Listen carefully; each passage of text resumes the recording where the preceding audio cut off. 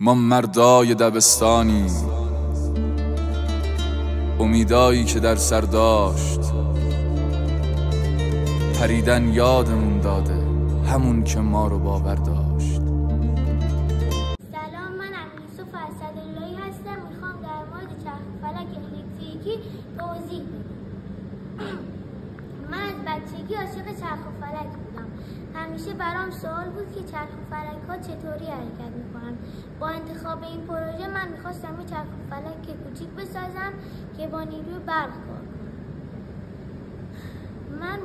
من کتاب علوم پایه پنجم دبستان باعث شد که من بیشتر به این موضوع فکر کنم و ذهنم درگیر ساختمون. من قبل از چرخ و فلک الکتریکی چیزای زیادی ساخته بودم، اما ایده چرخ و فلک ذهنم رو درگیر ساختمون.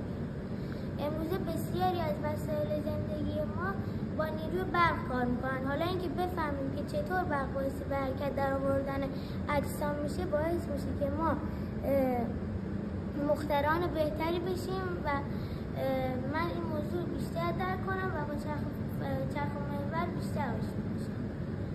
هدف این پروژه ساخت یک چرخ و فلک کوچیک بود که با موتور الکتریکی کار کنه و آشنایی با تبدیل انرژی الکتریکی به انرژی مکانیکی.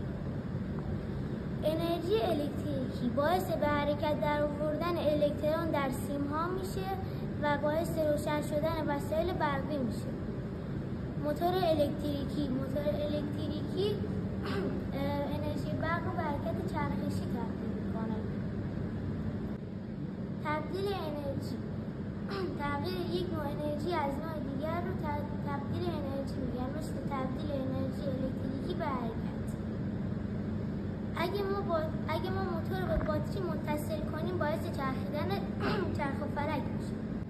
من میخوام در مورد روش ساختش توضیح بدم، ولی اول میخوام در مورد وسایل مورد نیازش توضیح بدم.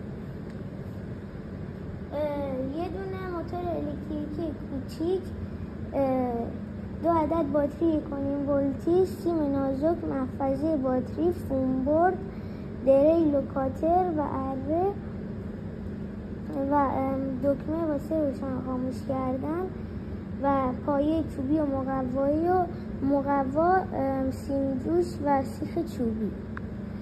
نحوه ساخت این پروژه: 2 عدد فوم برد به قطر 30 سانتی متر جدا میکنیم. با کاتر قسمت‌های